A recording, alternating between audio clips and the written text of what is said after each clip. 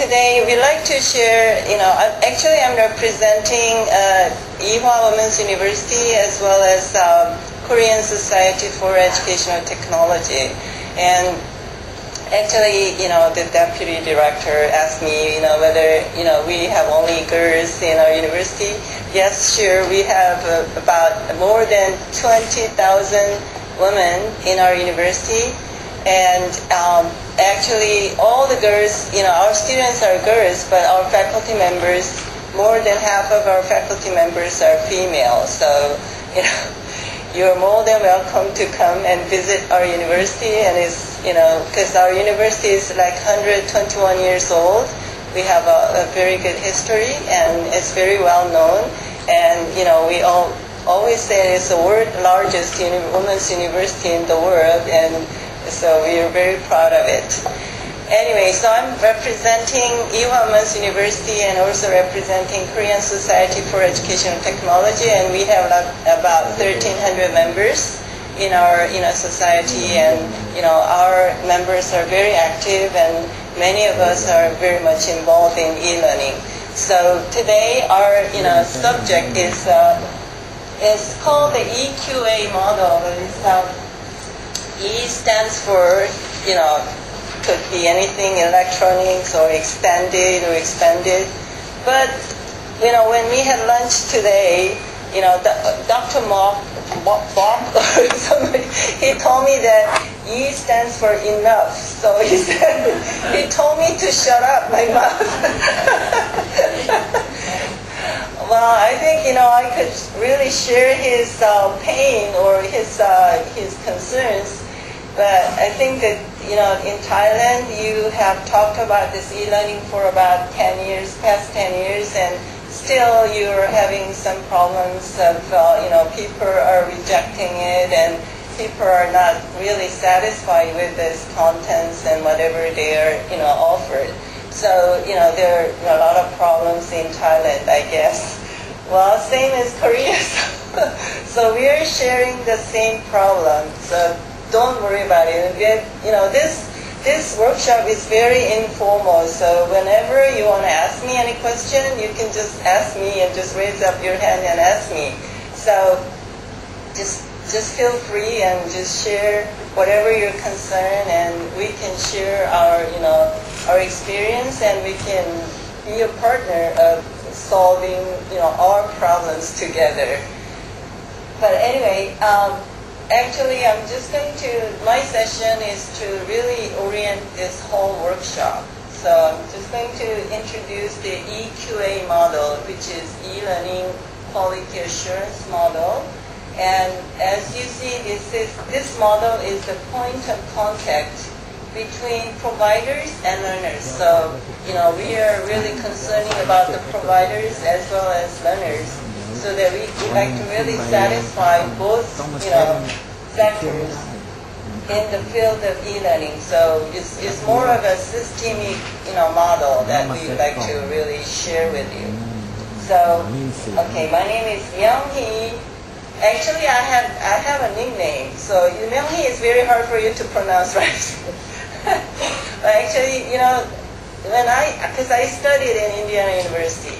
When I studied in the 70s, I had a very good colleague called, my friend called Subimon from Thailand. Prasad and Subimon, Dr. Prasad. Yeah. Yeah, they were my classmates.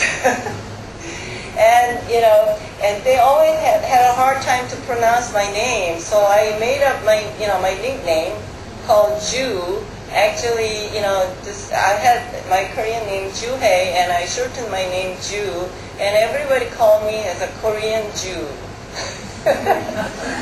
Korean Jew. So Jew is very easy to pronounce, and if I just introduce myself as Korean Jew, nobody forgets it. So you can call me Jew anytime.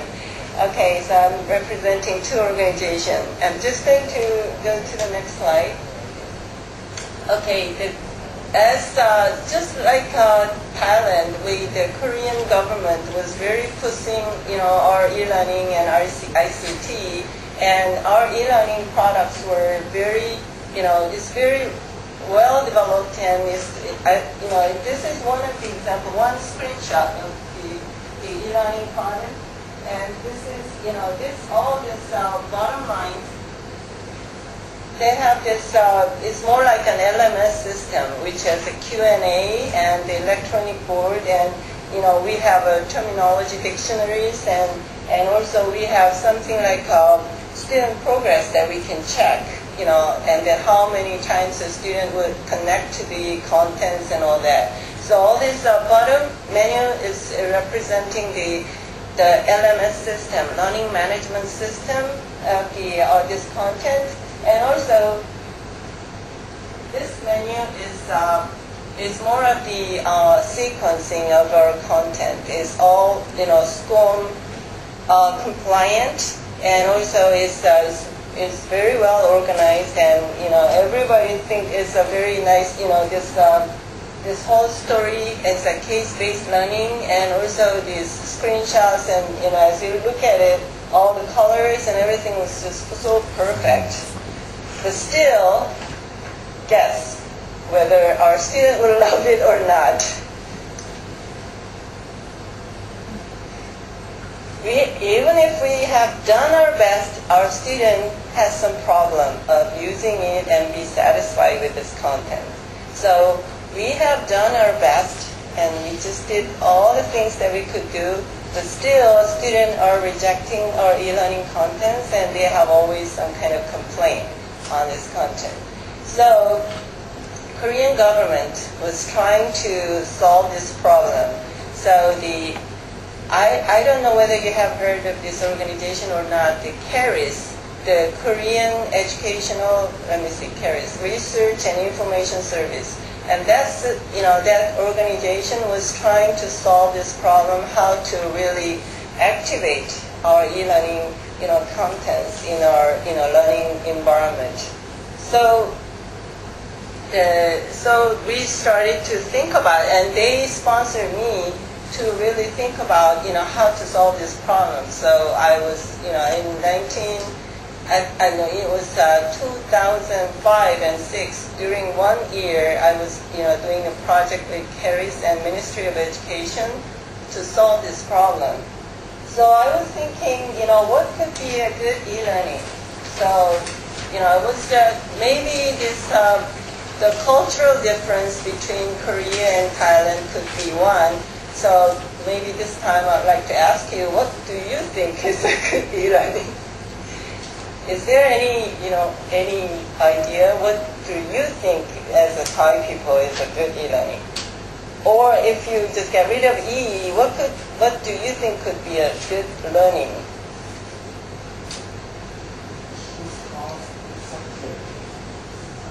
And productive and high quality learner. High learning achievement from the e-learning. Oh, yes, yes. Someone who is representing Ministry of Education. Good. High quality of learning. Something produces high quality of learning. Could be an e-learning. Michael? Could you help me? It will give you more of the opportunity to study, like equal opportunity. Equal opportunity. Oh, that's another one. So probably we're sharing the same dimension. Because I have asked many, professionals in e-learning in Korea. They have given me this kind of words, terminologies. They said, if the learning is very much customized to the needs of the students, needs of the learner, it could be a very good learning. If this e-learning system is really kind of motivate students and kind of keep their motivation level constant or higher, that could be another way of checking that it's a good e-learning.